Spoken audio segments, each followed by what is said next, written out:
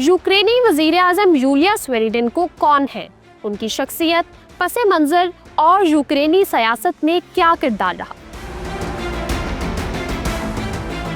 सदर ज़ेलेंस्की की नई चाल, क्या ये तब्दीली रूस के लिए सरप्राइज है? रूसी रद्द-ए-अमल क्रेमलिन में खामोशी छाए या कहकहे गूंजने लगे?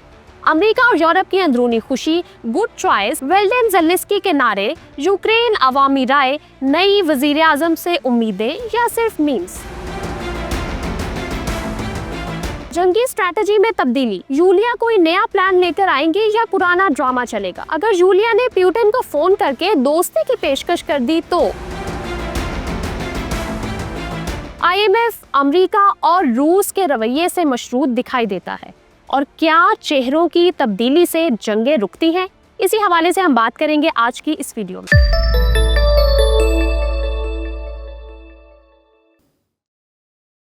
अस्सलाम वालेकुम जी, मैं हूं मैमूना लतीफ चीमा और आप देख रहे हैं VLC पाकिस्तान। नाज़रीन, जंग के बीच में हुकूमतें बदलना एक ऐसा अमल होता है जैसे किसी फायर फाइटर की वर्दी दौरान आग तब्दील कर दी जाए। यानी आपके चारों जानिब आग लगी हुई है, आप धुएं से हर तरफ से घिरे हुए हैं और कोई सोचे पहली वर्दी तो बदल कर देखे। यूक्रेनी सदर व्लादिमीर ज़ेलेंस्की ने जब यूलिया को वजीर आज़म के तौर पर नामजद किया तो दुनिया एक लम्हे को हैरान हुई और फिर गूगल पर दुनिया ने तलाश शुरू की, यूलिया कौन है? तो आइए पहले हम ये जानते हैं कि वो हैं कौन। यूलिया यूक्रेनी सदर की तरह ना तो कोई फिल्मी अदाकारा है, ना ही वो किसी समर कैंप में यूक्रेनी लड़कियों को योगा सिखाने वाली खातून है। वो एक कोहना मश्क टेक्नोक्रेट हैं जिन्होंने इक्तसादी मामलात में अपनी सोच बूझ का लोहा मनवाया। लेकिन उनकी वजारत उज़्मा पर फाइज होने से ये तो वाज़ेह हो गया कि अब यूक्रेन इस जंग को सिर्फ मिसाइलों से नहीं बल्कि बैलेंस शीट से भी लड़ने जा रहा है। जैसे शतरंज में बादशाह जीत के लिए अपने वजीर को आगे बढ़ाता है, बिल्कुल वैसे ही ज़ेलेंस्की ने यूलिया को सामने कर दिया। असल में यूक्रेन में सियासी थकन का शिकार सदर ज़ेलेंस्की अब किसी ऐसे चेहरे को सामने लाना चाहते थे जो कि ना सिर्फ तब्दीली का नुमाइंदा हो बल्कि रूस को भी बावर करा सके कि हम सिर्फ लड़ने वाले नहीं, सोचने वाले भी हैं। ज़ेलेंस्की को एक तरफ तो अमेरिका की नाज़बरदारियां उठानी है और दूसरी तरफ अपनी आवाम को फतह की उम्मीद देनी है और तीसरी तरफ रूस को भी रोकना है, और अगर वो खुद ही तीनों काम करे तो ओवरलोड हो जाएगा। इसलिए अब यूलिया आगे और ज़ेलेंस्की पीछे रहेंगे ताकि सदर पुतिन की उलझन में मजीद इजाफा हो। मॉस्को में जब इस नामजदगी की खबर पहुंची तो एक लम्हे को रूसी वुज़रा ने एक दूसरे को देखा और फिर एक आह भरी, ओह नो, यूक्रेन ने खातून वज़ीर आज़म बना दी, हमारे पास तो एक खातून मुशीर भी नहीं है। पुतिन जो अमूमी तौर पर यूक्रेनी सियासत को हकारत की नज़र से ही देखते हैं, इस बार उन्होंने अपनी खुफिया एजेंसी से ये ज़रूर पूछा होगा कि क्या ये औरत वाकई इतनी सीरियस है या ये भी वैसी ही है जैसे ज़ेलेंस्की, यानी कैमरा फ्रेंडली मगर हकीकत से कहीं दूर। रिपोर्ट्स हैं कि पुतिन ने फौरन ही रूसी खारजा पॉलिसी टीम को बुलाया और सवाल किया कि क्या हमारे पास कोई यूलिया काउंटर स्ट्रैटेजी है, जिसका जवाब यकीनन नहीं में था।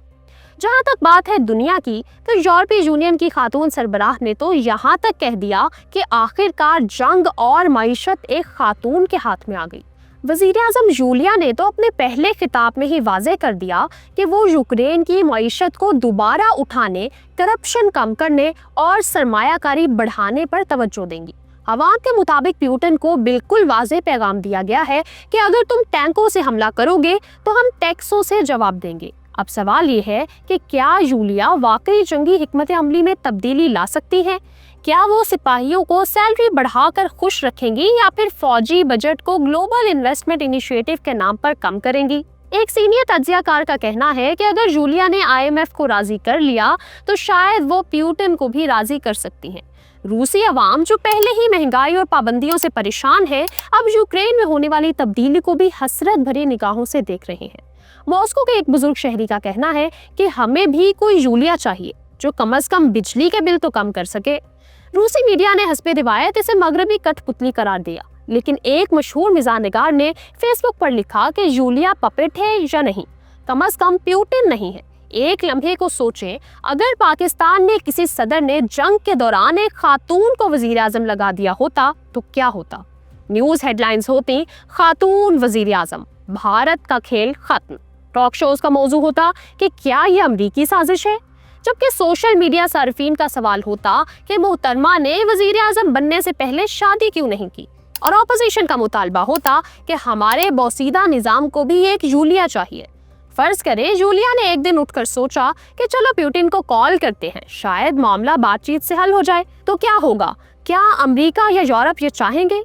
अगर यूलिया वाकई अपने अज़ाइम में कामयाब हो गई तो ये ना सिर्फ यूक्रेन के लिए बल्कि दुनिया के लिए एक मस्बत मिसाल होगी कि जंग के दरमियान भी पॉलिसी, क़यादत और विजन का कोई नेमुल बदल नहीं है। तब्दीली बेशक चेहरों से नहीं बल्कि विजन से आती है। उम्मीद है कि यूलिया का वजीर आजम बनना महज एक चेहरे की तब्दीली नहीं बल्कि सोच की तब्दीली का आगाज होगा। जो भी हो, जंग के इस शोर में यूलिया की आमद एक ताज़ा हवा के मानित है, जिसमें बंदा ये कह सकता है कि कुछ तो बदला है, बाकी देखते हैं। दूसरी तरफ का मंजर ये है कि एक सुबह व्हाइट हाउस में सदर ट्रंप अपने ताज़ा दम मुशीरान के साथ बैठे कॉफी पी रहे हैं कि अचानक उन्हें रूस याद आ गया। तो मुशीर ने बताया कि जनाब सदर, रूस अभी तक अमन मुआहिदे पर दस्तखत नहीं कर रहा।